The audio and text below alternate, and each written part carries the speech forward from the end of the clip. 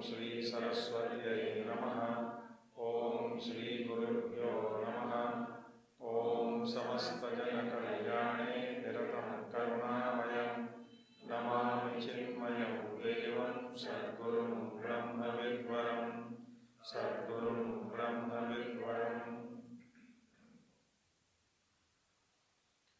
ओम व्यासं वसिष्ठनप्तारं शक्ते पौत्रमकल्मषं पराशरात्मजं वन्दे शुकतातन्तपोनिधिं। व्यासाय विष्णुरूपाय व्यासरूपाय विष्णवे नमो वै ब्रह्मनिधये वासिष्ठाय नमो नमः। वसुदेवसुतं देवं कंसचाणूरमर्दनं देवकी परमानन्दं कृष्णं वन्दे जगद्गुरुं। कृष्णं वन्दे जगद्गुरुं। कौन सा अध्याय में हम अब जानते हैं ना? ठीक है। तो अर्जुन कहते हैं कि 6वां अध्याय में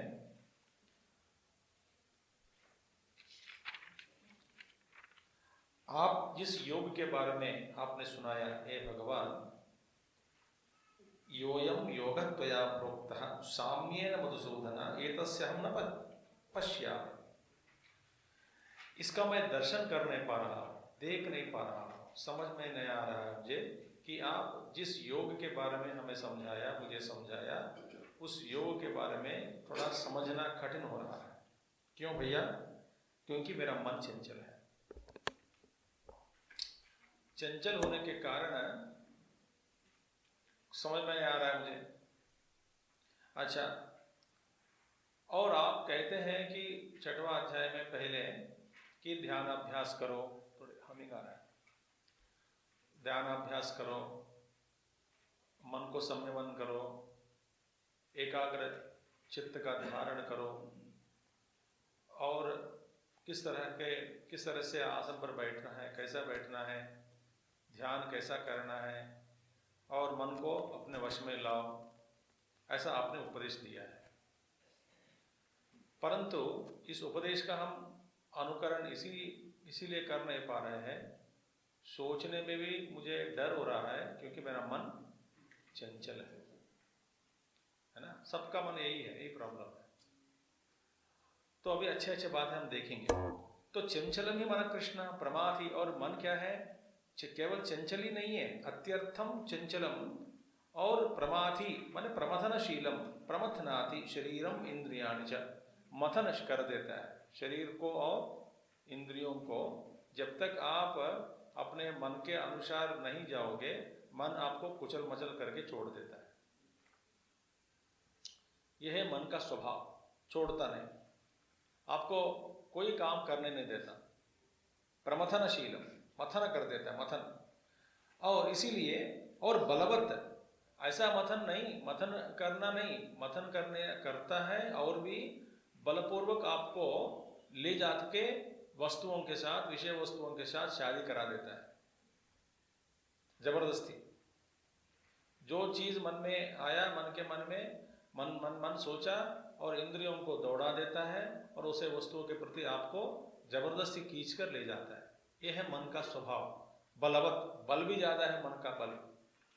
तो मन का बल भी ज्यादा है, मथनशील है मन का स्वभाव, और अत्यंत चंचल है, अत्यर्थम चंचलम। और इसके कारण तस्य हम निग्रह मन्ये वायु एवं सुदुष्करम, इसलिए मैं सोचता हूँ ये भगवान, इसका मनोनिग्रह जैसा वायु को निग्रह करना अत्यंत कठिन है, इसी तरह मन को भी निग्रह करना बहुत कठिन है। ये सबका अनुभव है। जैसा वायु को हम पकड़ नहीं सकते, इसलिए इससे भी ज्यादा कठिन है मन को नियंत्रण करना। मनोनियंत्रणम अत्यर्थम दुष्करम, दुष्कार्यम। अब इसलिए तो भगवान इसका जवाब देते हैं। तो अर्जुन ने अपना स्वभाव को प्रकट कर दिया कि हे भगवान, इससे मुझसे नहीं हो रहा है। तो कुछ टॉवल लाओ इस साइड पर रखने के लिए, एक तौलिया सपोर्ट के लिए, तो उसको रोल करके रख देंगे सर। तो इसीलिए भगवान कहते हैं, अभी भगवान जवाब दे रहे हैं अर्जुन को कि तो भगवान पहले इसका समर्थन दे रहा है। अब यही है, देखिए सारे इतने साधनों का जो सार क्या है, मन को रोक लो, बस यही साधन है।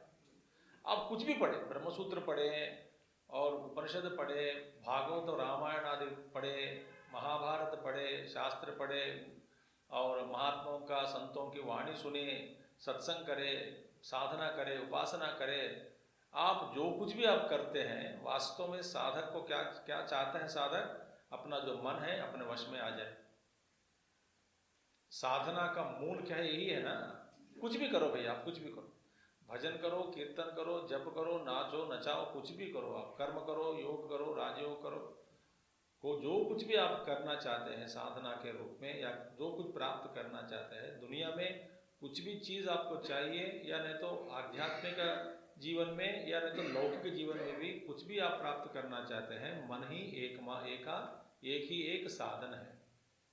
और इस साधन के अलावा हमारे पास दूसरा साधन ही नहीं है। देखिए, इसलिए मैं कह रहा हूँ कि यहाँ पे जो स्वयं भगवान ने बताने वाला है, उसमें कुछ मूल सूत्र जो है वो दोहराएंगे, वो बताएंगे अभी।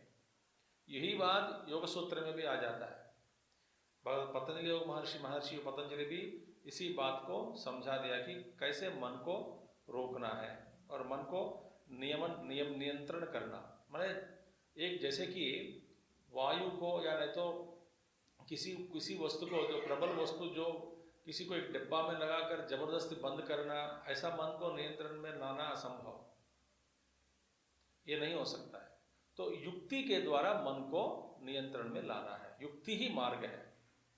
युक्ति, कुछ ऐसा एक युक्ति बनाओ, और युक्ति जो है मोटा मोटी गुरु ने बता देता है कि इसका ये सिद्धांत है, मगर शिष्य को समझना चाहिए किस युक्ति के द्वारा अपना मन को नियंत्रण कर सकता है। वो स्वयं सोचे। समझ आ गया बात आपको? तो नहीं हो सकता है। तो इसीलिए अभी भगवान कहते हैं, पहले भगवान मान लेता है कि ठीक है भैया, वो अर्जुन तुमने जो जैसा कहा वैसा ठीक है, करेक्ट है, सही है कि मन को नियंत्रण में लाना अत्यंत कठिन है, ठीक है। असो एवं एतद यथा ब्रवीषि, तो भगवान इसको सुनकर इस तरह पे जवाब दिया है। क्या कहा? श्री भगवान उवाच असंशयं महाबाहो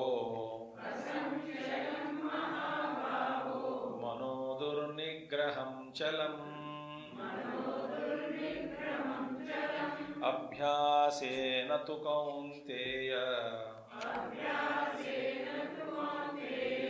वैराग्येन च गृह्यते असंशयं महाबाहो मनो दुर्निग्रहं चलम् अभ्यासेन तु कौन्तेय वैराग्येन च गृह्यते। अब देखिए, असंशयं न अस्ति संशयः मनः दुर्निग्रहं चलम् इति अत्र हे महाबाहो। अब देखिए, पहले भगवान असंशय, इसमें आप कोई शंका नहीं। देखिए, पहले जो मन की जो बीमारी है ना, पहला मन की ने किसी का भी जो भी है, कुछ भी है, वास्तविकता को पहला मानना सीखना चाहिए।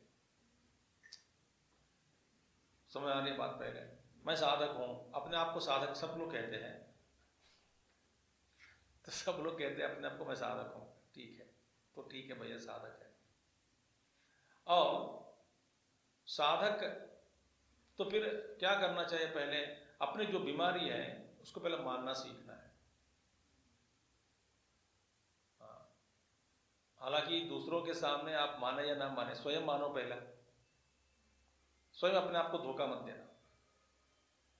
क्योंकि आपने जो मानसिक स्थिति है, मैं धीरे धीरे जाऊंगा इस 2-3 श्लोक में, थोड़ा अपने जो मानसिक स्थिति है उस स्थिति को पहला जैसा है वैसा स्वीकार करे बिना, स्वीकार किए बिना आगे नहीं जा सकता। पहले मान लो भाई, कोई कहता है कि तो बला मोटा है, थोड़ा कम करो, वजन कम करो, बोलते मैं बिल्कुल ठीक हूँ, क्या कर सकते हैं। मैंने आज ही कल सुनाया किसी को, एक क्या बोलते हैं, सभी मत वाले, अनेक प्रकार के मत जो है, अभिप्राय जो है, मत वाले, अनेक प्रकार के धार्मिक संस्था वाले गुरु लोग, सभी लोग एकत्रित हो गए एक जगह पे, माने ईसाई, मुसलमान, हिंदू, बुद्धिस्ट और जैन सब लोग। तो एक ने कहा एक सज्जन से कि तुम भगवान की प्रेरणा से तुम अपने पैर से ही तुम चलोगे।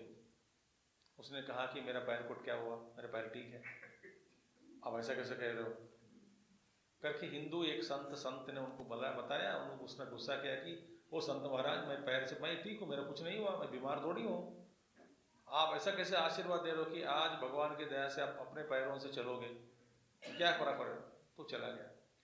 तो फिर उसने दूसरा संत आया, जैन महात्मा, उन्होंने भी ऐसे कहा कि तुम प्रभु की प्रेरणा से तुम अपने ही पैर से निकलकर चलकर आज चल सकते हो, आज चल सकते हो। मैं क्या क्या। फिर मुसलमान तो फकीर आया, उन्होंने ऐसा कहा, बुद्धि महात्मा वो भी ऐसा कहा, सब लोग ऐसा कहते हो, समझ में क्यों मुझसे ऐसे कह रहे हैं, ये पागल लगे, सब लोग पागल है, मेरा पैर ठीक है, मैं कुछ बीमार नहीं हूँ, मैं रोगी नहीं हूँ, सब ठीक ठाक है, मेरा अंग सारा ठीक है। वो क्या कह रहे हैं कि आज तुम पैदल भगवान की प्रेरणा से पैदल चल सकते हो करके। तो ये तो सोचते सोचते बैठ गए पागल लोग करके। तो ये सारे जो सम्मेलन पूर्ण हो गया, बाद में बाहर आकर देखा अपनी गाड़ी नहीं वहाँ पे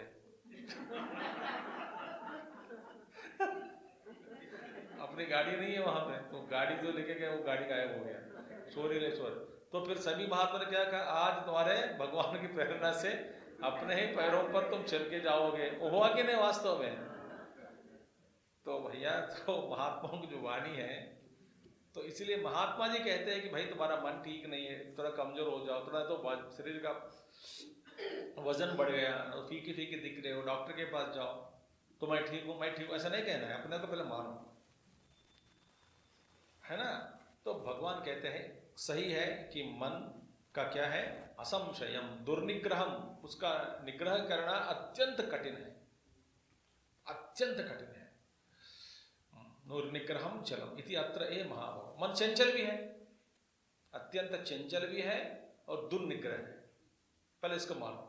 अच्छा, किंतु फिर भी क्या है, अभ्यासेन तु, अभ्यास का मतलब क्या है, अब भगवान बता रहे हैं। अभ्यासो नामा चित्त भूमौ कस्यांचित समान प्रत्ययावृत्ति चित्तस्य। देखिए, अभ्यासो नामा, इसका डेफिनेशन है, निर्वचन है। अभ्यास माने आवृत्ति करना, प्रत्ययाय, एक वृत्ति को बारंबार उसी वृत्ति को मन में लाना, उसी वृत्ति को प्रेरणा, इच्छा पूर्वक, संकल्प पूर्वक एक वृत्ति को जागृत रखना मन में, उसको कहते हैं अभ्यास। बारंबार चित्त अभ्यासो नामा चित्त भूमौ, माने चित्त भूमि में कस्यांचित, एक कोई भी एक वृत्ति को समान प्रत्ययावृत्ति, आवृत्ति, समान प्रत्यय आवृत्ति चित्तस्य, एक ही तरह की जो वृत्ति है उसको बारंबार मन में लाना ही अभ्यास है। ध्यान से सुनिए, अभी तो इसमें बहुत कुछ आगे 2-3 श्लोक में यही है मूल सूत्र। अब इस श्लोक को आप पकड़ोगे ना, तो फिर कभी निर्विघ्न होना माने उद्विग्न होना, ये न तो निराशा पैदा करना, ये सब बंद हो जाता है साधक के लिए। क्योंकि भैया देखिए सुनिए, जाना ही आ गया हम सबको, और बीमारी रोगी कौन है, मन ही अपना।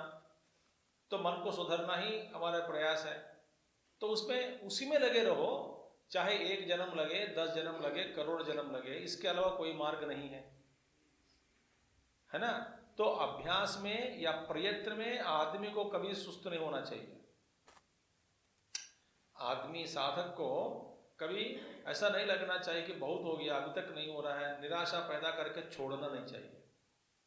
क्योंकि इसके अलावा कोई अत्यंत साध्य विषय कोई है ही नहीं जीवन में, या व्यक्ति के जो परंपरा में, व्यक्ति के जो जन्म परंपरा में, इसके अलावा साध्य मैंने जो प्राप्तव्य वस्तु या प्राप्तव्य सिद्धि, इसके अलावा और कोई महत्वपूर्ण सिद्धि नहीं है। चाहे आप इस जन्म में करें या बाद 10 जन्म में भी करें या 100 जन्म में भी करें, यही चीज को करना चाहिए। तो दो चीज हो गई। सुनिए, पहले मान लो कि मन बड़ा चंचल है, समय लगता है, और ये मन कौन है? आप ही का अनुकरण मन करने वाला। एक्चुअली आप उसका अनुकरण कर रहे हैं वर्तमान में। धीरे धीरे उसको, अपना ही मन को, अपना आपका ही मन है तो अपना ही मन अपने ही वश में लाने का प्रयास करें। वो आपका ही है मन, वो किसी और किसी का नहीं है। अच्छा, आपका ही मन आपको सुख देने वाला है और दुख भी देने वाला है। और सुख दुख को यदि परे होना जाना चाहते हैं तो अपना मन को पहले वश में करना सीखो। तो मन का बड़ा रोग क्या है? चंचलता, प्रमादि बलवत् दृढ़म्। तो इसका भगवान कहते हैं अभ्यास। पहला एक सूत्र है अभ्यास। दो बताते हैं यहाँ पे। अभ्यास समान प्रत्ययावृत्ति चित्तस्य, माने मन बाहर जाएगा, फिर दोबारा अपना मन को फिर वही एक वृत्ति पर जो भगवान का नाम दोहरा रहे हो। न तो कोई अहम ब्रह्मास्मि का चिंतन करते करते मन कहीं गया, या भगवान का नाम लेते लेते भगवान मन कहीं गया, या नहीं तो काम करते करते लक्ष्य को ही भूल गया। तो फिर वापस उसी को लाना, उसी प्रत्यय को जारी रखना, यह है अभ्यास। अभ्यास का मतलब क्या है? मन जा रहा है, फिर उसको लाइन पर लाना, एक ट्रैक पर ला के छोड़ना, फिर जाएगा, फिर लाओ मार्ग पर, फिर जाएगा, फिर लाओ मार्ग पर। ये कब तक करें? स्वामी थक गए जीवन में करते करते करते करते करते करते करते करते। मैं सोचता हूं कि एक वासना खत्म ही हो गई और मृत्यु से पहले वासना भी जागृत हो गई प्रबल रूप से। देखिए, कई बार ऐसा होता है कि एक आदमी छोड़ देता है दारू पीना, कई सालों तक पीता भी नहीं, छूता भी नहीं, देखता भी नहीं, अचानक प्रबल रूप से फिर वापस वासना जागृत राज होता है, पर है अंदर छुपी है। तो आदमी नीरस हो जाता है, थक जाता है। तो उसी को कहते हैं बिना थके अभ्यास करो, धीरे धीरे धीरे धीरे समता पूर्वक। समता, मन में समता रखना चाहिए। तो धीरे धीरे धीरज बढ़ाओ और धीरे धीरे धीरे धीरे धीरे धीरे बार बार मन कहता है कि मैं बाहर जाऊंगा, फिर वापस लाओ, फिर जाऊंगा, फिर वापस लाओ, फिर जाऊंगा, फिर वापस लाओ। यही सिद्धांत इसका। तो अभ्यासो नाम चित्त भूमौ कस्यांचित समान प्रत्यय आवृत्ति ही चित्तस्य। एक समान प्रत्यय को, एक ही वृत्ति को बार बार आवृत्ति करो। और वैराग्य क्या है? वैराग्यम नाम दृष्ट अदृष्ट इष्ट भोगेषु दोष दर्शन अभ्यासात वैतृष्ण्यम। हो वैराग्य का मतलब क्या है? वैराग्यम नाम दृष्ट और अदृष्ट इष्ट भोगेषु। दृष्ट और अदृष्ट, दृष्ट माने इस लोक, इस लोक में अनेक प्रकार के भोग्य वस्तु है, हमारे इष्ट पदार्थ है, इष्ट भोग्य है, हम चाहते हैं वो भोग भोगना है, वो हमें मिले, अनेक प्रकार की इष्ट वस्तु है। और अदृष्ट माने किसी को लगता है कि गंधर्व लोक जाऊं, किसी को लगता है कि स्वर्ग में जाऊं, या इस लोक में जाऊं, या पितृलोक में जाऊं, या ऐसा भोग भोग लूं। अदृष्ट, पर इसका किस भरोसा से वो इस पर मार्ग पर वो ऐसा मांग रहे हैं? वेद कहते हैं कि जन्म छोड़ने के बाद पुण्यवान स्वर्ग जाएगा, या तो ये उधर जाएगा, ये लोक है, वो लोक है, अनेक प्रकार के पुण्य लोक है। तो उसका भी कामना करो, उसके लिए मेहनत करो, यज्ञ याग आदि कर्म करो। तो वो क्या, वो सब सारे कुछ हो गया अदृष्ट भोग। कोई कहता है कि मैं ब्रह्मलोक में जाऊं या हिरण्यगर्भ लोक जाऊं, हिरण्यगर्भ स्थिति, वहां पे सारी सिद्धियां मिल जाती हैं, मजा ही मजा। हाँ, एक तरह का अनेक प्रकार के सिद्धियों को मैं अपना कर मैं आनंद में रह सकता हूँ, हिरण्यगर्भ लोक में या ब्रह्मलोक में। इस प्रकार के अनेक प्रकार के अदृष्ट फल चाहने वाला। तो दृष्ट माने इस लोक के जो जितने भी वस्तु है, भोग्य वस्तु, इष्ट वस्तु, और अदृष्ट जो मरने के बाद मिलने वाले अनेक प्रकार के भोग, अनेक लोगों में जो है भोग, वो भोग उन भोगों के प्रति और इस लोक के इष्ट वस्तुओं के प्रति वैराग्य, दृष्ट अदृष्ट भोगेशु अभ्यासात, अभ्यास करो, अभ्यास से ही वैराग्य होगा। फिर एक ऐसा अभ्यास है दोष दर्शन अभ्यासात, इन सभी भोगों में कोई ना कोई दोष है, दोष दर्शन देखना का अभ्यास करो। सो दोष दर्शन सब वस्तु में, भैया इसमें कुछ है ही नहीं, आज है, आज चमक रहा है सामने आंखों के सामने, कल नहीं चमकेगा, आज दिख रहा है कल नहीं जाएगा, कोई भी हो। तो वैराग्य माने सभी में, इन सभी में दोष है, एक कोई ना कोई दोष है सब में। देखिए, तो इन सारे वस्तुओं में कुछ दोष है और परलोक के वस्तु, भोग्य वस्तुओं में भी दोष है। इस दोष को बार बार दर्शन करावे, किसको? मन को। वो है मानसिक बोध, अपने आप को बोध कराते रहना, इसमें कुछ नहीं है, इसमें कुछ नहीं है, इसमें कुछ नहीं है। तो डायबिटिक वाला सोचता है कि फिर मैं मिठाई खाऊं, तो फिर उसमें दोष है, तो दोष दर्शन कराओ युक्ति से। हठपूर्वक मन को नियंत्रण में लाना असंभव, लाया तो भी जबरदस्ती एक बार ऐसा फिर रिवर्स मारता है मन, वापस फिर जोर से वापस आ जाएगा, भयंकर। इसीलिए तो दोष दर्शन अभ्यासात वैतृष्ण्यम, तृष्णा न चे न च वैराग्य। वैतृष्ण्य माने तृष्णा छोड़ दिया, धीरे धीरे धीरे धीरे तृष्णा को बंद कर दिया। जो तृष्णा है, मांग है, चाह है, इच्छा है, उसको धीरे धीरे धीरे धीरे सभी वस्तुओं के प्रति दोष दर्शन को देखते हुए, दिखाते हुए मन को वैराग्य बढ़ाओ। तो एक और अभ्यास, अभ्यास क्या माने? परमात्मा की चिंता, चिंतन। तो परमात्मा का चिंतन और इसका अभ्यास, बार बार वही वृत्ति मन में लाना, और साथ साथ दृष्ट और अदृष्ट वस्तुओं के प्रति उसमें जो दोष है, उन दोषों को मन को दिखाते रहना, समझाते रहना। ये दो साथ साथ चलना चाहिए भैया। इसके बारे में बात है। त्रेन च वैराग्येण गृह्यते, माने रोकना। तो वैराग्य से मन को रोको, अभ्यास से मन को रोको। अभ्यास से वापस बुलाना होता है और वैराग्य से मन को फिर दोबारा उन वस्तुओं के प्रति जाना असंभव कर दो मन के लिए। कैसे असंभव कर दिया? रोक कर नहीं, बलपूर्वक नहीं, हठपूर्वक नहीं, युक्ति से समझाकर। तो समझ में आ गया मन को, तो फिर मन में अपने आप मन छोड़ देता है उन वस्तुओं को। यह अभ्यास। तो अभ्यासेन प्लस वैराग्येन च गृह्यते विक्षेप रूप प्रचारो चित्तस्य। तो गृह्यते माने रोकना। किसका रोकते हैं? विक्षेप रूप चित्त का जो प्रचार है। चित्त का प्रचार माने चित्त का विस्तार, चित्त का भागना, चित्त का जो दौड़ना होता है ना, चित्त का दौड़, उस इन दौड़ों को विस्तार होता रहता है। वो चित्त एक वृत्ति से लेकर के अनेक उपशाखाएं को उत्पत्ति करके उसमें फिर रमते हैं। एक वृत्ति, उस वृत्ति से अनेक प्रकार के शाखाएं, उपशाखाएं, फिर उपोपशाखाएं, फिर उसमें फंस जाता है। और ऐसा कभी कभी हमको ऐसा होता है कि देख सोचते सोचते कहां से शुरू किया और ऐसा कैसे हम यहां पे आ गया। फिर पीछे जाओ, भैया मैंने कहां बैठा और अचानक एक विचार तक कहां कैसे पहुंच गया। वापस जाके देखो, जाना भी नहीं होता है, क्योंकि एक शाखा को पकड़ा, शाखा को छोड़, उपशाखा, उसको जो और उपशाखा, उसको जो और, एक के विषय से, एक वस्तु से दूसरा विषय, एक विषय दूसरा विषय चला गया।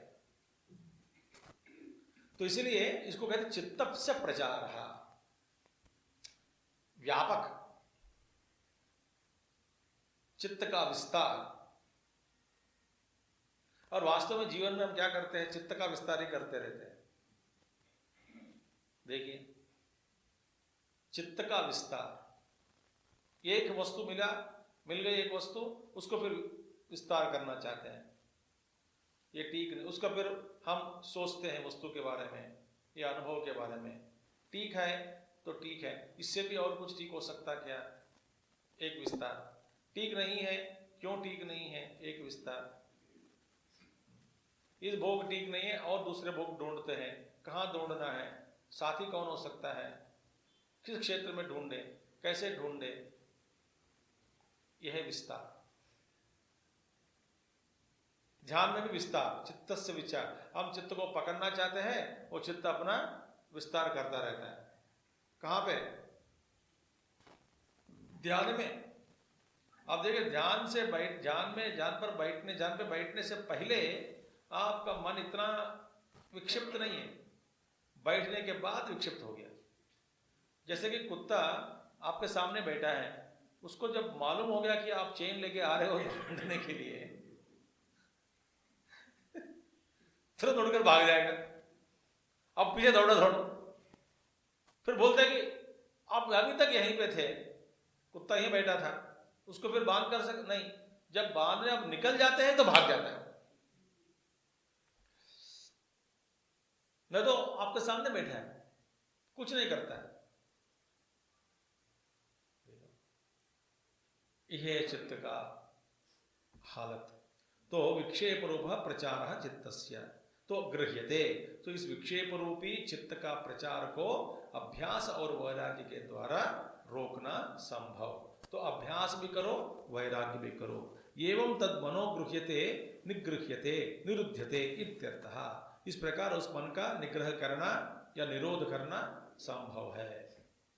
निरुध्यते मनोनिग्रह। अब माने देखिए, तो अब क्या है, अभ्यास के बिना वैराग्य काम में नहीं आता। ध्यान से सोचना। कई लोग ऐसे हैं, वैराग्य आ गया तो सोचते कि मैं अभी वैराग्य आ गया मन में, वैराग्य तो आ गया पर अभ्यास छोड़ दिया। कौन सा क्या अभ्यास करना है देखते हैं। तो अभ्यास को छोड़ दिया, और नहीं तो वैराग्य को पकड़ा, तो अभ्यास कर रहे हैं वैराग्य के बिना। फिर लोग बताते हैं कि इतने साल हो गया मैं पूजा कर रहा हूँ, पाठ कर रहा हूँ, करते आया हूँ, जप करता हूँ। जब करते समय मन तो ऐसा लगता है कि मन साथ है, और जब के बाद फिर दुनियादारी में फिर उसी प्रकार का तो वैराग्य हो नहीं पा रहा है। देखिए, जब आप समझते हैं, समझाते हैं, सुनते समय समझ में आ गया सारे बातें, और उठने के बाद फिर उन्हीं वस्तुओं के प्रति यदि वैराग्य की दृष्टि से देखना हो तो हमारा साथ नहीं हो रहा है, हमसे नहीं हो रहा है। क्यों नहीं हो रहा है? वैराग्य नहीं है। मगर कहने के लिए अभ्यास तो कर रहा है। कौन सा क्या अभ्यास है? वो सोचता है कि एक दिन में 1 घंटा आधा घंटा पूजा कर लिया, 1 घंटा किताब पढ़ लिया, न तो कुछ समय जप कर लिया, इसके साथ तो हमारा साधना हो गए, और साधना से ही वैराग्य की अपने आप जागृति हो जाएगी, ऐसा सोचकर मूर्ख लोग बैठ गए। वो सोचते हैं कि मैं जो साधना कर रहा हूं उस साधना का फल वैराग्य होना चाहिए। वैराग्य कहां? अपने आप होना चाहिए, अपने आप नहीं आएगा।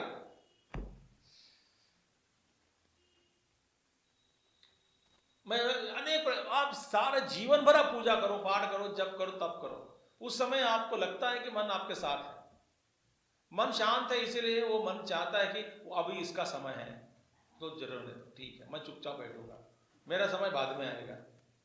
कब आएगा? जैसे उठेगा ना, ये उठने के बाद फिर अगला दिन बैठने तक मेरा ही राज्य है। तो उसको धोखा देता हूं। कैसे? चुपचाप बैठकर, ताकि इसको लगता है कि मेरा मन मेरे वश में आ गया, मैं वशीकृत हो गया करके ये बेवकूफ सोचता है। सोचने दो, इसीलिए मैं चुपचाप बैठूंगा। कब? आप जब पूजा या पाठ या जप करते हैं या पढ़ाई करते हैं, कुछ साधना करते हैं, चुपचाप बैठ जाता है। अब बोलते हैं मैं जब आप साधना करते समय मैं आपको सहयोग दिया कि नहीं दिया, अब मुझको सहयोग दो, मैं जहां जाता हूं मेरे साथ रहो।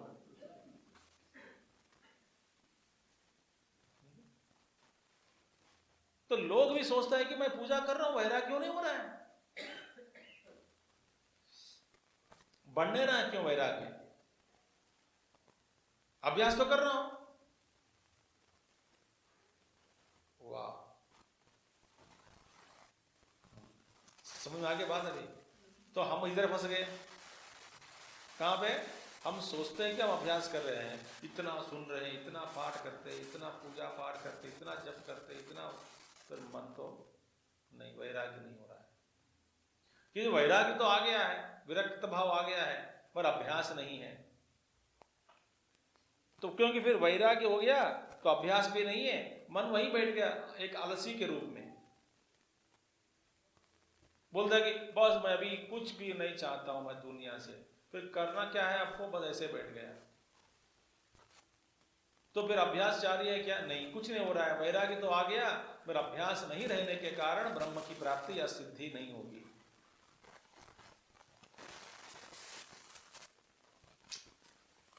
इसीलिए अभ्यास और वैराग्य दोनों साथ साथ चलना चाहिए।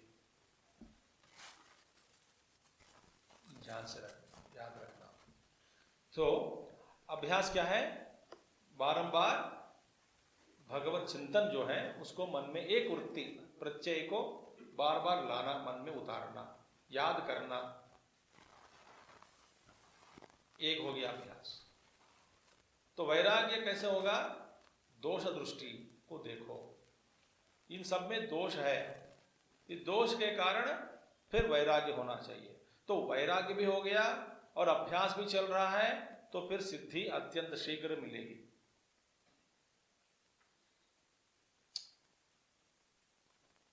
तो भगवान कहते हैं दोनों साथ साथ चलना चाहिए। यही है युक्ति। युक्ति क्या है? इसमें युक्ति क्या है? साधना में अभ्यास और वैराग्य को साथ साथ चलाना चाहिए। तो अभ्यास का मतलब समझा दिया, वैराग्य कैसा होगा ये भी भगवान ने बता दिया भाष्य में। तो एक को पकड़ा, दूसरे को छोड़ दिया, कोई, बस हम क्या सोचते हैं? एक को पकड़ लिया, दूसरा को छोड़ दिया।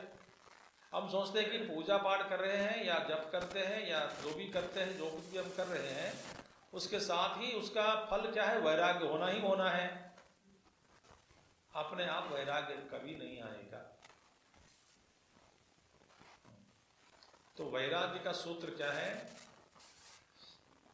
विचार करो, विचार करो, सोचो, इंक्वायर।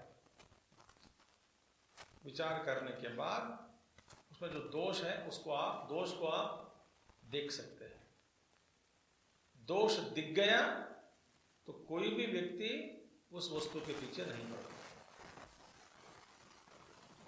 उस दृष्टिकोण को दिखाने वाला कौन है? गुरु। उस दृष्टि को प्रदान करने वाला कौन है? गुरु। पूज्य गुरुदेव यदि आप पढ़ेंगे पूज्य गुरुदेव की किताब या नहीं तो इनके जो लेक्चर सुनोगे, आपको बार बार ये वैराग्य की बात गुरुदेव कहते हैं। कैसे कहते हैं? ऐसा आपको उदाहरण देता है कि आप दुनिया से विरक्त होकर विमुख हो जाए, इस तरह के उदाहरण देते रहते हैं। सुनते ही हम सुनने लगता है कि बाप रे क्या कह रहे हैं।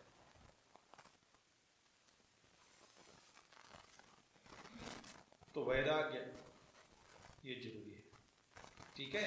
या पुनः असंयतात्मा तेना, मगर जिसका अंतःकरण वश में नहीं हुआ, नहीं आया, नहीं किया गया, असंयतात्मा, तो क्या होगा? असंयतात्मा, असंयतात्मना योगः दुष्प्राप इति मे मतिः वश्यात्मना तु यतता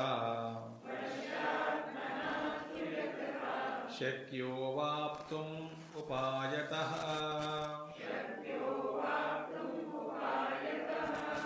असंयतात्मना योगः दुष्प्राप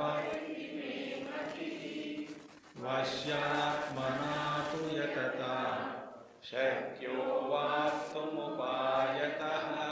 अब देखिए, जिसका अंतःकरण वश में नहीं आया, देखिए, उसके लिए योग की प्राप्ति असंभव है, दुर्लभ है, दुष्प्राप है, कठिन है। दुखे न प्राप्त, मुश्किल है।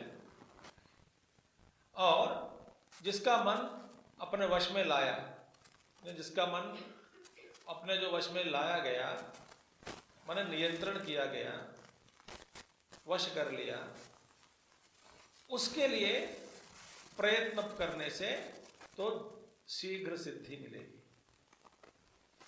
अब दो बातें इसमें है। माने अब आप पूछोगे कि स्वामी जी, मन को वश में लाना ही बड़ा प्रयत्न है, लाने के बाद जो प्रयत्न करता है वो क्या है फिर? मन को वश में लाना ही एक यत्न है कि नहीं? और भगवान कहते हैं जिसका मन अपने वश में कर लिया, तब वो प्रयत्न करेगा तो उसको सिद्धि मिलेगी। ये क्या है? माने दो प्रयत्न, पहले वश में करने का एक प्रयास है, फिर बाद में योग अभ्यास करना दूसरा प्रयास है। तो पहला क्या है? मन वश में रखने का क्या कारण हो सकता है? मन को कैसे वश में लाए? वैराग्य के द्वारा, एक युक्ति हो गई। फिर बाद में प्रयत्न पूर्वक मैं अहम ब्रह्मास्मि, न तो वास्तव में मेरा स्वरूप सच्चिदानंद है, ऐसा इस ज्ञान में निष्ठा की प्राप्ति के लिए अभ्यास करना पड़ता है। उस तरह का अभ्यास क्या है? वो योग हो गया, योगाभ्यास। तो जिसका मन पहला क्या करना चाहिए? मन को वश में करने का प्रयास करने के बाद कोई साधना करता है ना, उसको अत्यंत शीघ्र सिद्धि मिलेगी। देखिए, सड़क पर माने हर सड़क में नहीं, मैं ऐसे उदाहरण दे रहा हूं, जहां कोई ग्राउंड लो, स्टेडियम लो, वहां पे दो तरह के लोग दौड़ने वाले होते हैं। दो तरह के लोग आप देख सकते हैं। अब रोक कर सबको, जैसे सोचो कि बड़े स्टेडियम में कई लोग, 1000 लोग, या कहीं कभी बड़े शहरों में thousands of people go for morning running. आप एक को रोक करके पूछो कि भाई आप किस लिए दौड़ रहे हो? कोई कहता है बहुत सारी बीमारियां हैं, डॉक्टर ने कहा दौड़ो। तो किस लिए दौड़ रहे हो? स्वास्थ्य के लिए दौड़ रहा हूं। और दूसरा दौड़ने वाला, उसको रोको, पूछो भाई तुम किस लिए दौड़ रहे हो? स्वास्थ्य के लिए? नहीं, मेरे स्वास्थ्य बिल्कुल ठीक है। फिर क्यों? मैं रनिंग रेस में शामिल होने, ओलंपिक्स में जा रहा हूं, इसके दौड़ रहा हूं। इन दोनों में फर्क है कि नहीं बताओ? एक स्वास्थ्य के लिए दौड़ रहा है, एक स्वास्थ्य के लिए नहीं और कुछ साधन के लिए दौड़ रहा है। तो यत्न दोनों में है कि नहीं? तो अब देखिए हमारा प्रयत्न किस स्तर से है, किस स्तर पर हम बैठे हैं और क्या प्राप्त करना चाहते हैं। हम सोचते हैं कि दूसरे स्तर पर सीधा लांग कर वहीं से साधना करें, इसलिए एकदम मन को एकाग्र लाए और समाधि में बैठ जाए और मुक्ति मिले, उसका प्रयत्न हम करना चाहते हैं। दूसरा जो स्तर पे जो प्रयत्न करना है, वास्तव में दूसरे जो स्टेज में करना चाहिए, वो पहले हम करना चाहते हैं, वो नहीं होगा। तो असंयतात्मना, अब देखिए यत्न पहला, तो जिसका फिर मन अपना वश में नहीं हुआ है, अभी तक हुआ नहीं, वो साधना करेगा तो क्या फायदा?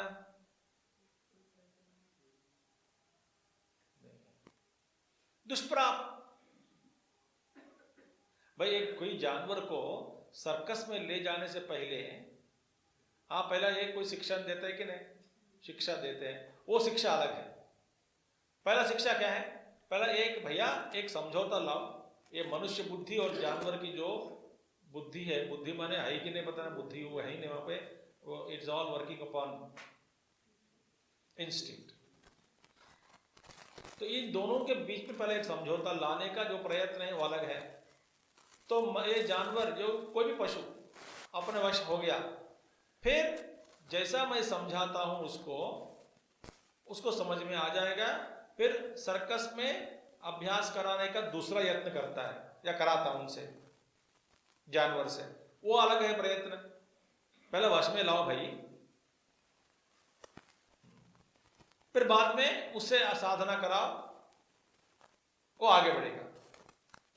इसी तरह पहला मन को वश में लाओ, तब योगाभ्यास करोगे तो आपको सिद्धि मिलेगी।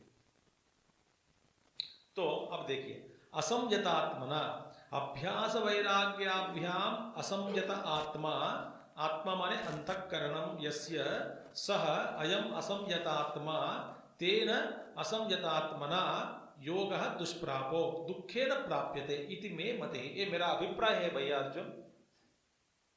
क्या है? अभ्यास वैराग्याभ्याम असंयतः अंतःकरणम यस्य, जिसका अंतःकरण या मन अभ्यास और वैराग्य के द्वारा अपने वश में नहीं लाया गया, ठीक है, वही है असंयतात्मा। उस असंयतात्मा के द्वारा या उसको योग दुखेन प्राप्यते, उसको योग बड़ी कठिनता से प्राप्त हो सकता है, बड़े मुश्किल से होता है। ठीक है भैया, आप ध्यान करना चाहते हैं, कैसे ध्यान में क्या करना चाहते हैं? मैं भगवान को अपना मन समर्पण करना चाहता हूँ, भगवान की जो चिंता है वो करना चाहता हूँ, मगर मन, भैया पहले मन को पहले इकट्ठा करो, वो तो चित्त प्रचार हो गया वही जगह, उसके लिए प्रयास करो। पूरा मन अपने वश में आ जाए। मन का अनेक प्रकार के किरण है, लेकिन सूर्य की किरण, तो इन सारे किरणों को पहले समेट ले, समेटकर एक जगह पर लाए, एक जगह पर लाया। अब उस मन को बुद्धि के द्वारा प्रेरणा करते हुए तत्व की ओर दौड़ाना, या तो न तो धीरे धीरे ले जाना, तब बनेगी ध्यान, बनता है ध्यान।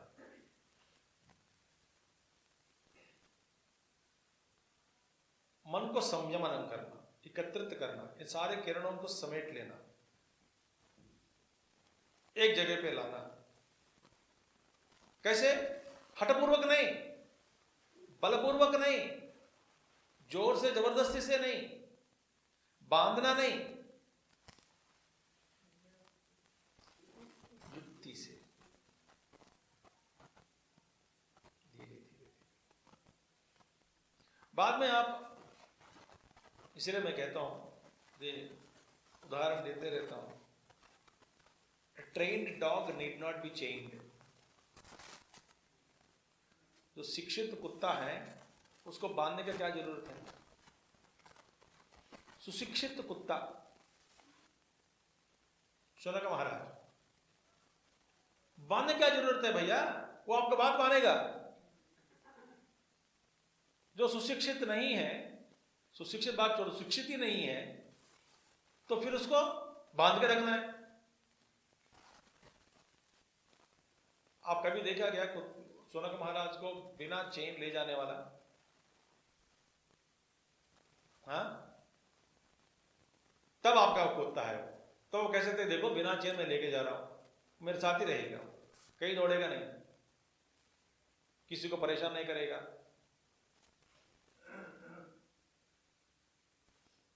तो लोग बोलते हैं कि बड़ा एक चेन लेके जाता है, और मेरा कुत्ता मेरे हाथ में है।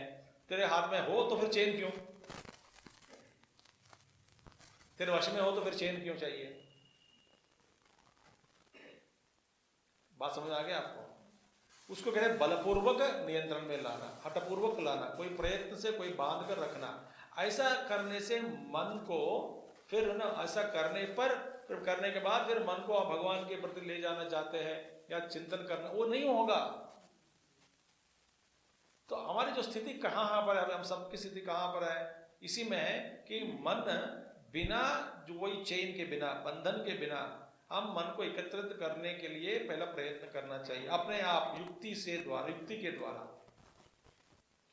ऐसे युक्ति दे मन को कि मन कहीं भी बाहर तूफान भी हो जाए, ये मन तो उड़ेगा नहीं।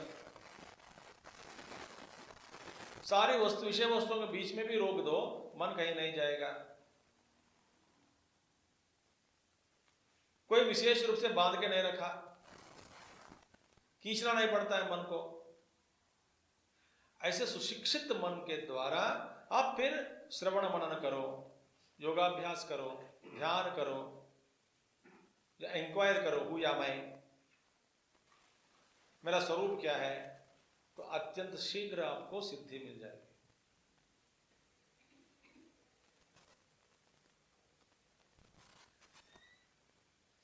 समझ आ गया आपको?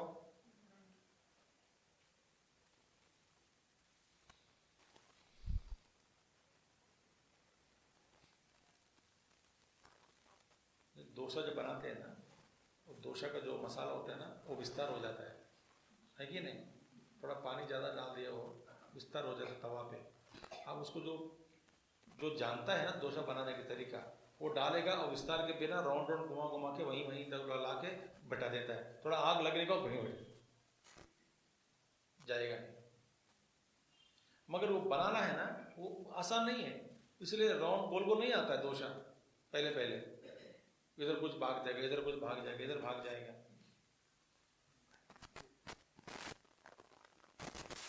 है कि नहीं? तो इसी तरह जो जानता है ना कैसे वो मसाला डाल देगा, ज्यादातर राउंड राउंड करेगा, वो वही रहेगा, उसे करते करते नीचे तवा पे घर में हो गया, बस आराम बैठता है।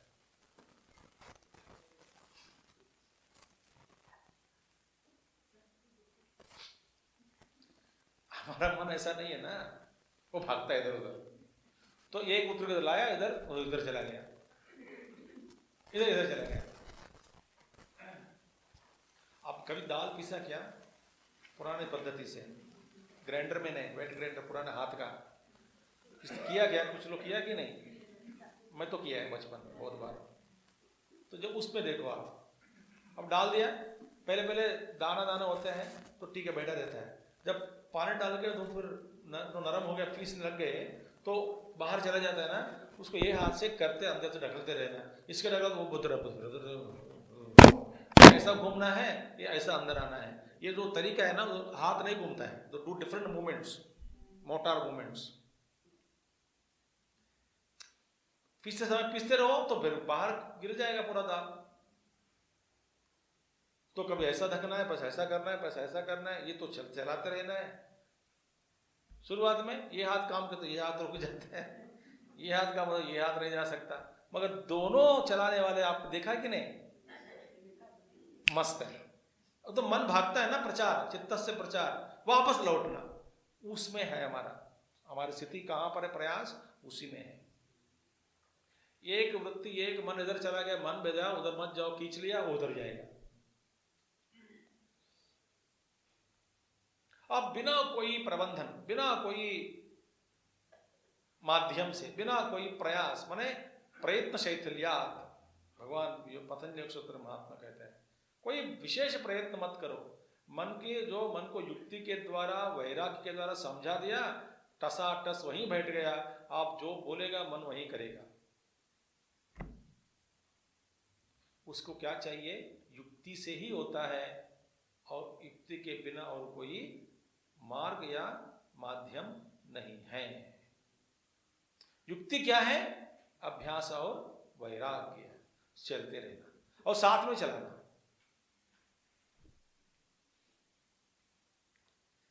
अद्भुत बात है। तो योगो दुष्प्रापः, तो जिसका मन नहीं हुआ वश में, उसके लिए योग।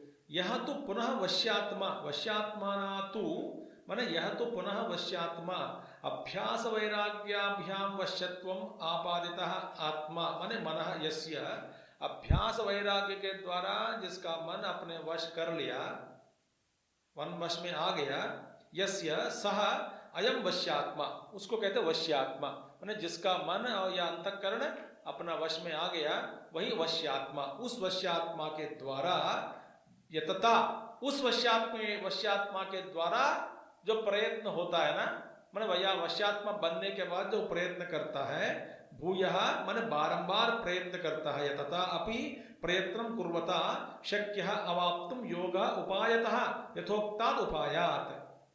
वश में किया हुआ पहले मन से, माने उस मन के द्वारा, फिर बाद में यत्न करो, माने क्या करना है यहाँ पे?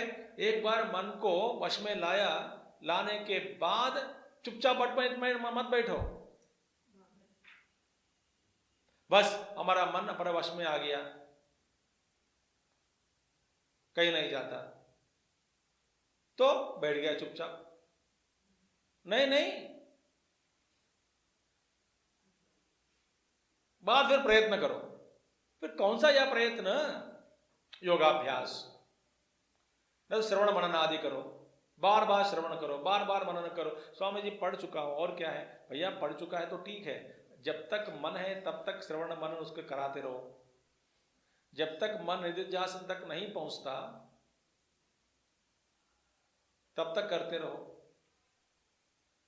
और मन को वश में लाया, वैसे ही छोड़ दिया तो क्या भरोसा?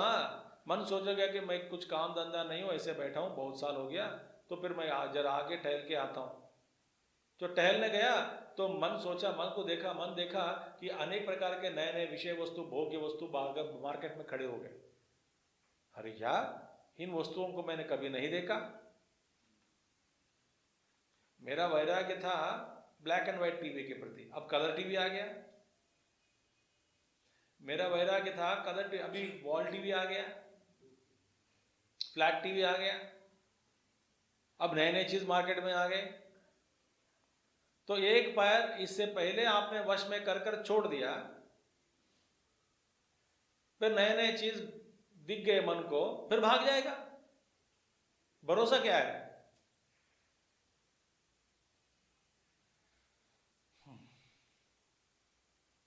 इसीलिए वैराग्य के बाद, माने मन को अपने वश में लाने के बाद चुपचाप मत बैठो, बारंबार अभ्यास करो, श्रवण करो, मनन करो, निधिध्यासन करो। ये जरूरी है। इसीलिए आजीवन पर्यंत आपके सामने कोई ना कोई लक्ष्य होना चाहिए। आजीवन पर्यंत का लक्ष्य माने हर साल आप लक्ष्य ले लो, इस साल मैं सारे भागवत पढ़ लूं, या योग वासिष्ठ पढ़ूं, या नहीं तो महाभारत पढ़ूं, ऐसा संकल्प लो। अभ्यास कराते रहना, वैराग्य की जागृति दोष दृष्टि के द्वारा चलते रहना, दिखाते रहना दोषों को, तो वैराग्य भी बढ़ावे। अभ्यास भी करते रहना, साथ साथ अभ्यास वैराग्य के बाद मन अपने वश में हो गया, थोड़ा सा आ गया, अच्छी बात है। फिर उसके उस मन को लेकर के आप फिर और प्रयत्न करो, आगे प्रयत्न, आगे की ओर लेके जाओ, थ्रू साधना, श्रवण और मनन के द्वारा, योगाभ्यास के द्वारा। धीरे धीरे धीरे धीरे, आदमी को कभी विवश नहीं होना चाहिए। साधक को कभी ऐसा नहीं लगना चाहिए कि मैं थक गया हूं, अब इससे ज्यादा मेरे से नहीं हो पाता, अब मैं छोड़ दूं। नहीं, धीरे धीरे धीरे धीरे, और आत्मनिंदा छोड़ दो। ठीक है, आज भी मैं फेल हो गया, ठीक है, धीरे धीरे धीरे धीरे धीरे धीरे धीरे धीरे धीरे एक और अभ्यास बढ़ाते रहो, एक और वैराग्य की चिंतन करते रहो, एक और पर जितना समय कभी कभी वश में आ गया तो उस समय आप चुपचाप नहीं बैठना। जिस समय कभी कभी लगता है कि मन अभी शांत है, मेरे साथ है, तो उसको फिर जप करो, ध्यान करो, अभ्यास करो, योगाभ्यास करो, नहीं तो कुछ पढ़ाई करो, पढ़ो, शास्त्र पढ़ो, कुछ चिंतन करो।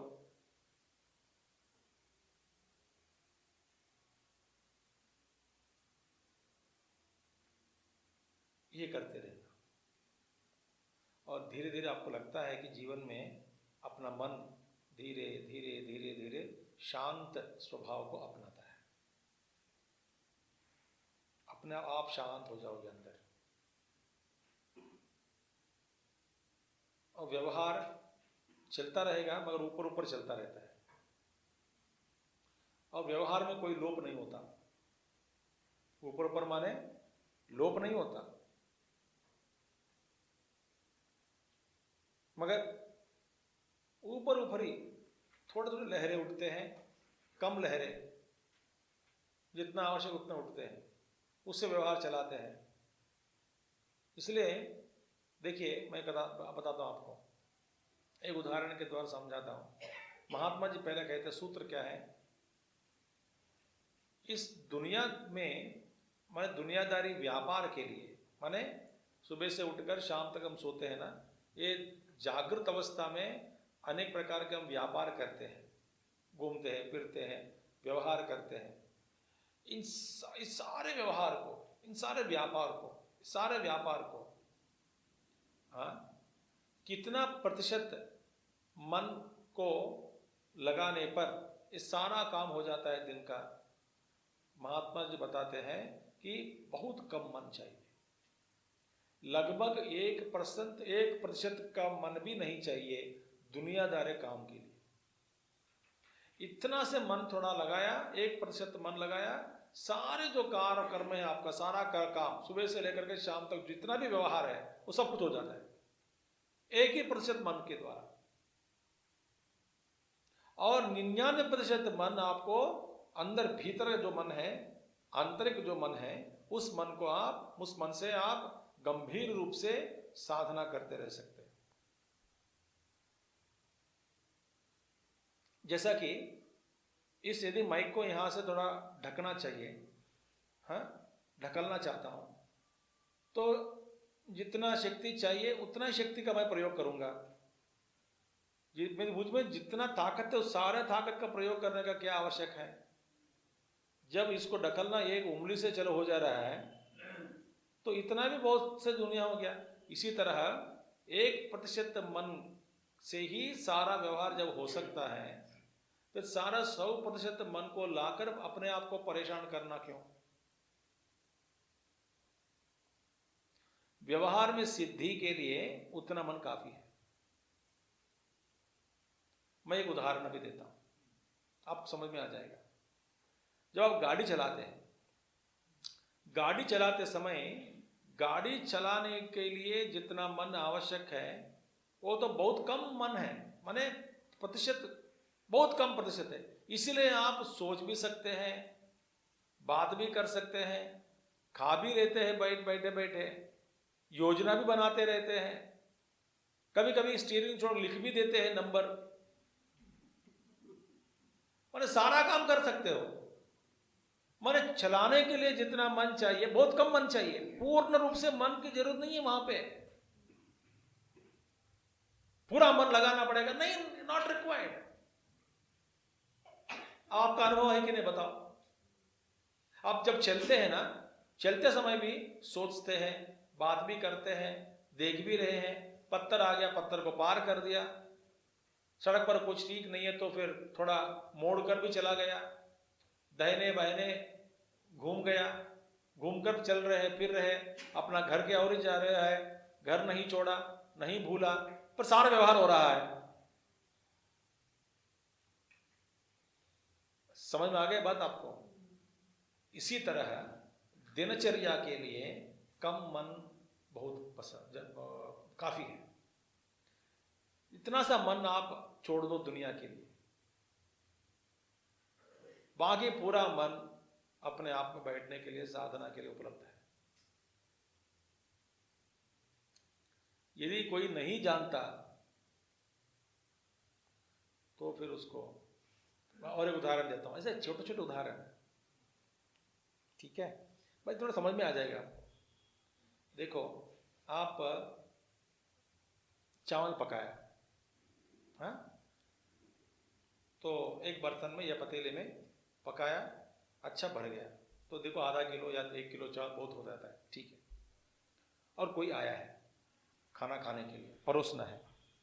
अब परोसने के लिए वो बच्चा कोई आया, सब छोटा बच्चा या कोई भी आया है व्यक्ति खाने के लिए, आप चावल ऊपर से निकाल के डालते हैं ना, नीचे से निकाल के पूरा हिला के बर्तन पूरा भयंकर रूप से उसको चावल को एक बड़ा एक लहर पैदा करके ऐसा करते हैं, हाँ, भरा हुआ चावल ऐसे रहेगा, एक कोने से कुछ लेगेगा और दूसरे कोने से लेगेगा, दिखने में सुंदर। अब चावल खाइए, 1 मिनट ठहरो करके अंदर से निकाल के फिर पूरा जरूरी है क्या? हम क्या कर रहे हैं मन से, वही कर रहे हैं। उतना सारा मन को विक्षोभ में क्यों लाना? जैसे कि अन्न भंडार को, सारे अन्न को क्यों बेकार में विक्षोभ में लाना, विक्षिप्त करना या विक्षोभ करना? ऊपर ऊपर से ले आओ। व्यवहार के लिए उतने लिए काफी है। एक आदमी को खाने के लिए ऊपर से इतना लिया, वो तो हो गया काम। हम कुछ 4-5 ब्रह्मचारी लोग, बहुत साल पहले, हमारी दीक्षा के बाद, मैं कह रहा हूँ 15 साल 16 साल के बाद, हमारे एक ब्रह्मचारिणी है, अभी तो छोड़ दी मिशन, वो भी चल पड़ी। तो कुछ लोग गए, तो 7-8 लोग, 10 लोग गए। कहाँ गए? सिद्धवरी से हम वैष्णो देवी चले गए। तो ठीक है, कटरा से पैदल चला। तो जाते समय या वापसी में हमको आराम करना था, तो कहीं एक ऐसे गली में घुसा, कोई आश्रम दिख गया वहाँ पे, स्टेशन के पास में। तो अंदर चला गया। हमने ऐसे पूछा कि किसने कहा कि साधु का कोई आश्रम है? तो बोला ये साधु बाबा जी है। तो अंदर चला गया। बोले महात्मा जी वहाँ बैठे, तो नमस्कार किया। हम लोग सब चेन्नई मिशन के हैं और स्टेशन के पास में कहीं, एक ही बार 15-20 साल पहले, बहुत साल पहले। तो वहाँ पे महात्मा ने कहा, देखो भूख लग रही होगी सबको, सब ब्रह्मचारी तो होते हैं, हाँ बहुत तेज भूख लग रही है, कुछ है हमारे पास? यहाँ पकाने वाला कोई है ही नहीं, बनाने वाला खाना, मैं सब रसोई दिखा देता हूँ, आप ही बना लो, खाओ और सो जाओ। शाम की गाड़ी है, आपको दिल्ली जाना है 10 बजे, सुबह 10 बजे गया, 12 घंटे सो जाओ, कुछ नहीं, आराम से करो बेटा। तो बड़े महात्मा जी हमको किचन रसोई कर दिखा दिया। और बनाने वाला कौन है हमारे में? तो हम सबको तो आता है। तो ब्रह्मचारी तुम लोग है ना, तुम बनाओ फिर खाना हम सबके लिए।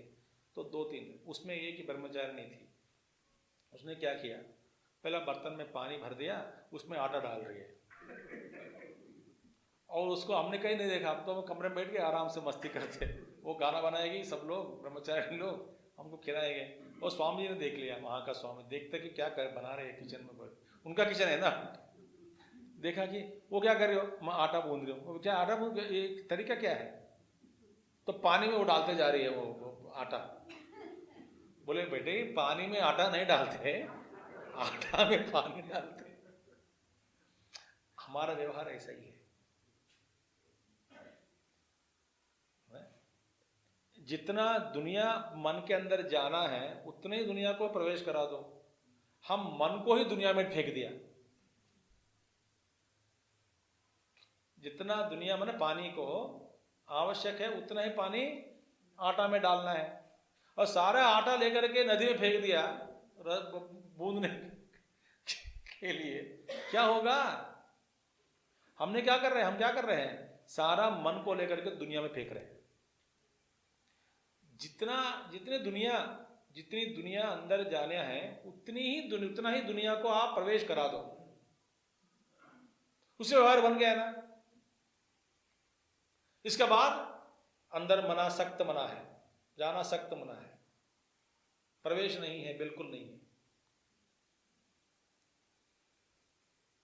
देखिए, जैसे आटा को लेकर के पानी में फेंकना है, इस तरह मन को दुनिया में छोड़ दिया है हमने। कहने का मतलब है, व्यवहार के लिए बहुत कम मन चाहिए। आप खाना बनाते समय भी सोचते रहते हैं, बात करते रहते हैं, फोन उठाते हैं, दूसरे काम करके आ जाते हैं बीच बीच में, मगर भूलते नहीं ना। स्टोव पर चढ़ाया है, उधर चाय चढ़ाई है ना, तो दाल रखा है, भूलते नहीं। वो 5 मिनट लगेगा, उस 5 मिनट में ये काम करूंगी करके वो घर वाले क्या करेंगे? वो काम कर फिर जाएंगे अंदर किचन में। करते हैं कि नहीं? तुम्हारे मन बहुत कम रखकर व्यवहार कर सकते हैं आप। सारा अपना जो मन है उसको दुनिया में नहीं फेंकना चाहिए। यदि आप इस सिद्धांत को आप पकड़ में आ गया, आपको बस हो गया।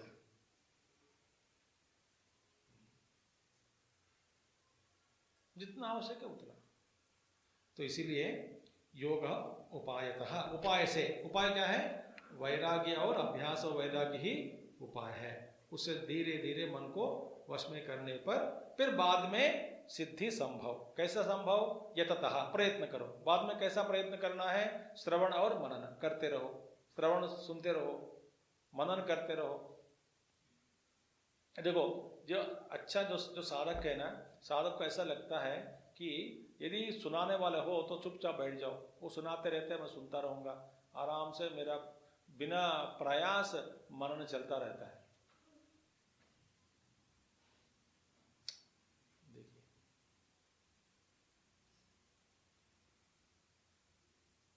अभी हमारा जो हुआ शंकर भाष्य पारायण 15 दिन, रोज सुबह 6 बजे से लेकर के 3 बजे तक शंकर भाष्य पारायण। 3 बजे के बाद आरती होती थी, तो कोई इतने घंटे नहीं बैठते थे। तो एनीवे फिर 4:30 बजे से लेकर के फिर 5:30 बजे तक रोज एक महात्मा जी का सत्संग, केवल बृहदारण्यकोपनिषद पर। कोई एक संस्कृत में बात करने वाला 1-2 थे, सब कुछ 3 लोग इंग्लिश में बात किए, बाकी सब लोग हिंदी में बात किया। 4 से 5:30 बजे तक सारा बृहदारण्यकोपनिषद सुनना। हमको लग रहा है कि बड़ी अच्छी है, कोई नोएडा में भी किसी को तैयार कर देता हूँ यज्ञ के लिए, तो मैं भी पीछे बैठकर सुनते रहता हूँ, मजा है। सुनना आसान है, मनन हो रहा है आराम से। देखो वो तैयार करके जो बैठे हैं ना, बोल तो सब लोग बताए कि बहुत मेहनत करनी पड़ी, क्योंकि शंकर भाष्य फिर 1-1.5 घंटे में एक ब्राह्मण पर प्रवचन करना, देखिए आसान है सुनना। तो इसी तरह जितना मन चाहिए उतना, वो तो श्रवण मनन करते रहना। वैराग्य का उदय हो गया, मन अपने वश में आ गया, तो फिर सुनते रहना, काम करते। और व्यवहार के लिए कोई बाधा नहीं है, और अच्छी तरह से होता रहेगा, व्यवहार चलता रहेगा। ठीक है। तत्र योगाभ्यास अंगीकरणेन परलोक इहलोक प्राप्ति निमित्तानि कर्माणि संन्यस्तानि योग सिद्धि फलम च मोक्ष साधनम सम्यक दर्शनम न प्राप्तम इति योगी योग मार्गात् मरण काले चलित चित्तः इति तस्य नाशम आशंक्य अर्जुन उवाच। अब देखिए भगवान बताते, अर्जुन का प्रश्न क्या था? मन बड़ा चंचल है, उसका नियंत्रण करना कठिन है। तो भगवान ने क्या जवाब दिया? अभ्यास और वैराग्य के द्वारा उसको नियंत्रण में लाओ, और जिसका मन वश में आ गया उसके बाद जो यत्न करता है उसको शीघ्र सिद्धि मिलेगी। ठीक है, नहीं तो मुश्किल है। भैया ये वश करने का क्या युक्ति है? अभ्यास और वैराग्य। तो वश में आने के बाद क्या करना? चुपचाप बैठना है क्या? नहीं, प्रयत्न करो, युक्ति से प्रयत्न करो, उपायतः उपाय जोड़ दो। कौन सा उपाय? वही उपाय है, अभ्यास वैराग्य को जारी रखना है और श्रवण मनन को करते रहना। तो करने से तुमको आगे जाना संभव है। फिर अर्जुन को मन में एक प्रश्न उठा, उन्होंने कहा तत्र योगाभ्यास अंगीकरणेन परलोक इहलोक प्राप्ति निमित्तानि कर्माणि संन्यस्तानि। अब देखिए साधक बन गया, देखिए वैराग्य हो गया दुनिया के प्रति, दृष्ट और अदृष्ट विषयों के प्रति, भोगों के प्रति वैराग्य हो गया। ठीक है, वैराग्य होने के बाद फिर कर्म का क्या आवश्यकता है? कर्म की कोई आवश्यकता नहीं रही। क्यों? बोला कर्म किसके द्वारा किया जा सकता है? जिसमें वैराग्य नहीं है, कुछ प्राप्त करना चाहता है, उसको कर्म करना है। जिसको यह लोक में परलोक में कोई प्राप्त वस्तु नहीं रही, तो उसको कर्म की क्या जरूरत है? अभी सोचो, तो कर्म का कोई उपयोगिता नहीं है। तो वैराग्य के कारण तो कर्म, तो यह लोक परलोक प्राप्ति निमित्तानि कर्माणि, यह लोक और परलोक प्राप्त के निमित्त जो है कर्म, सारे कर्मों को त्याग दिया। क्यों भैया? वो साधक बन गया। तो योगाभ्यास अंगीकरणेन, फिर अपने जीवन में फिर एक ही को लगाया लक्ष्य, क्या है? योगाभ्यास ही रह गया उनके जीवन में, कोई कर्म नहीं है। फिर पत्नी नहीं है, पति नहीं है, बच्चे नहीं है, घर नहीं है, और ये क्या है? कोई कर्म नहीं है, कोई ऑब्लिगेशन नहीं है, कोई भी कुछ भी नहीं है, सबको छोड़ दिया और अकेलापन माने एकांत। जैसे कि रमण महर्षि, जैसे कि भगवान में तपोवन महाराज, जैसे कि अरविंदो, जैसे कि महात्मा लोग बड़े बड़े एकांत, और उनको कोई कर्म नहीं है, रह नहीं रहा, शेष नहीं रहा, भागा नहीं। पूर्व जन्म में उनका सारे कर्मों को खत्म कर दिया, धीरे धीरे वैराग्य बढ़ गया उनमें, और वैराग्य के कारण कर्म फिर करने का कोई आवश्यकता ही नहीं। समझ आ रही बात आपको? अब उसके लिए क्या करना है? योगाभ्यास अंगीकारणेन, बस योगाभ्यास ही अपने जीवन का लक्ष्य बना दिया। जीवन का जो नित्य कर्म नहीं है, मतलब योगाभ्यास ही करता रहता है। कर्म नहीं माने फलापेक्ष कर्म नहीं है, वो अपने लिए आत्मोद्धार के लिए योगाभ्यास करते रहते हैं। तो संन्यस्तानि कर्म, बेचारा सब कुछ छोड़ दिया। देखिए, तो कर्म दुष्ट या अदुष्ट फल देता है कि नहीं कर्म, तो दोनों को छोड़ दिया, क्योंकि नित्य नैमित्तिक कर्म के द्वारा पितृलोक की प्राप्ति होती है।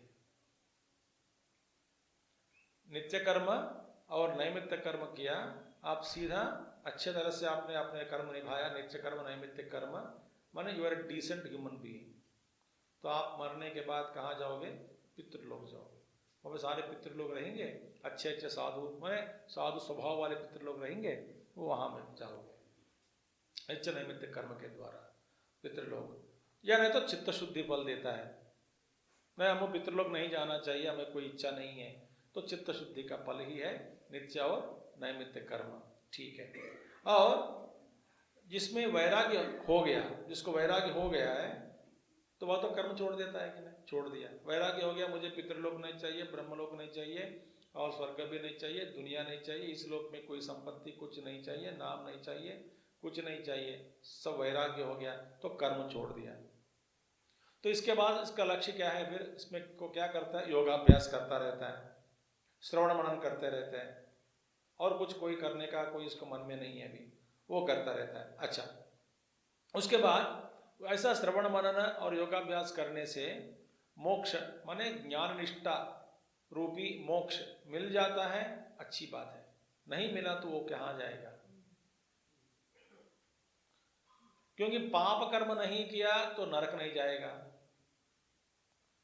कोई कर्म खास करके स्वर्ग में जाने का, न तो या पितृलोक जाना है, ऐसा इच्छा पूर्वक कोई कर्म नहीं किया, कोई पुण्य नहीं कमाया, तो पुण्य नहीं कमाया तो स्वर्ग भी नहीं जाएगा, पितृलोक भी नहीं जाएगा।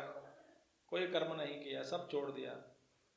अच्छा, जितने भी पहले किए होंगे सबको त्याग दिया, सभी कर्मों को, फल को, कुछ अपने पास नहीं रखा, ठीक है, खाली कर दिया अपने आप को, ठीक है।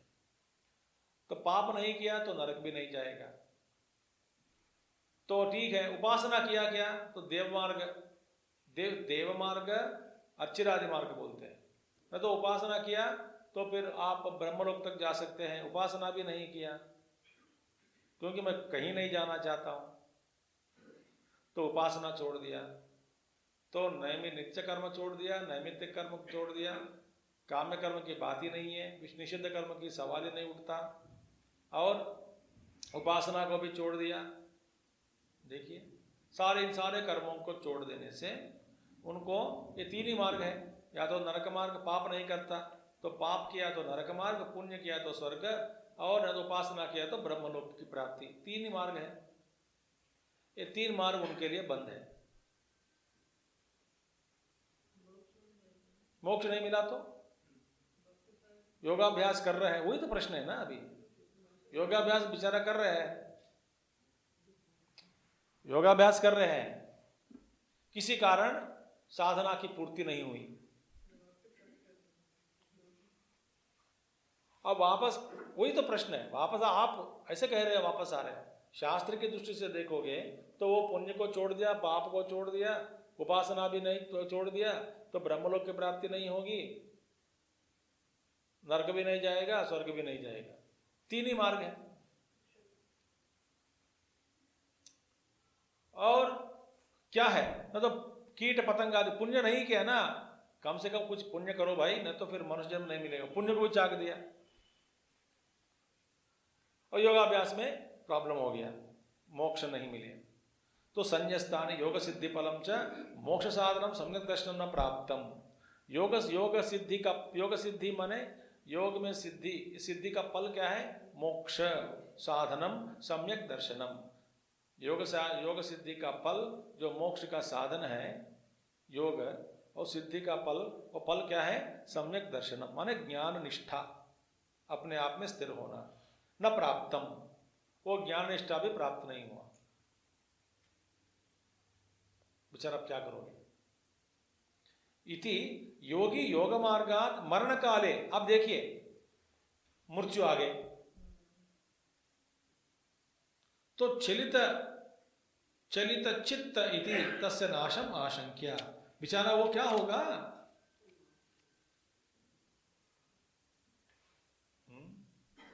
लोग कहते हैं वो भ्रष्ट हो गया, ऐसे कहते हैं ना, भ्रष्ट हो गया। अब साधारण लोग भी मनुष्य में देखो, मनुष्य की चिंता देखिए, बस सिंपल, आप उतना तक दूर तक मत जाओ। हाँ, बोल देंगे किसी ने शादी नहीं किया जीवन में तो अकेला रह गया, बेचारा कुछ करना चाहता है वो भी नहीं मिला तो इधर उधर भटकता रहा, लोग क्या कहते हैं उसको? भ्रष्ट हो गया। बोलो। अभी भी कहते हैं भैया तुम शादी मन नहीं करोगे तो फिर सन्यासी बनो या ब्रह्मचार्य आश्रम में जाओ, कुछ काम करो, न तो इधर न तो उधर, बीच में लटको मत। ऐसे रहूंगा तो भी लोग बोलते हैं कि वो भ्रष्ट हो गया। शादी भी नहीं किया, किसी गुरु के पास जाकर दीक्षा भी नहीं लिया, कोई किसी काम भी नहीं लिया, पता नहीं क्यों जी रहा है, भ्रष्ट हो गया, कोई जिम्मेदारी नहीं। ऐसे कहते हैं कि नहीं? लोग कहते हैं। पर इसी तरह साधक बनकर सबको त्याग दिया, संन्यास्ता ने संन्यास ले लिया। तो संन्यास ग्रहण करते समय ये मंत्र होता है, विधि के पूर्वक होता है कि मैं सारे जितने भी पाप पुण्य सबको छोड़ दिया, अपने आप को जो अपना भी सार्थ कर दिया, हो गया, मरणीय है, मृत्यु हो गई मंत्रों के द्वारा। और जो भी संबंध है वो सब भगवान गुरु काट देता है, तब संन्यास लेना होता है। सब कुछ छोड़ दिया, पहले संकल्प ले लिया कि जो भी पुण्य है, पुण्य मुझे नहीं चाहिए, पाप नहीं चाहिए, मैं कुछ भी नहीं चाहिए। भूक संन्यस्त मया, भोवर लोक भी संन्यस्त, सुअर लोक भी संन्यस्त, सब लोक त्याग दिया मैंने।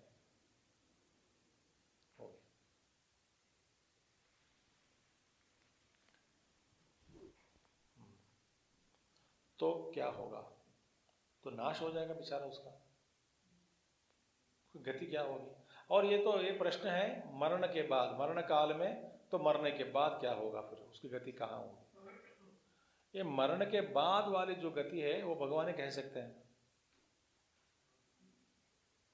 और कोई नहीं कह सकता।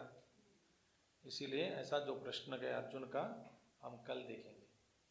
ओम पूर्णमदः पूर्णमिदं पूर्णात् पूर्णमुदच्यते पूर्णस्य पूर्णमादाय पूर्णमेवावशिष्यते।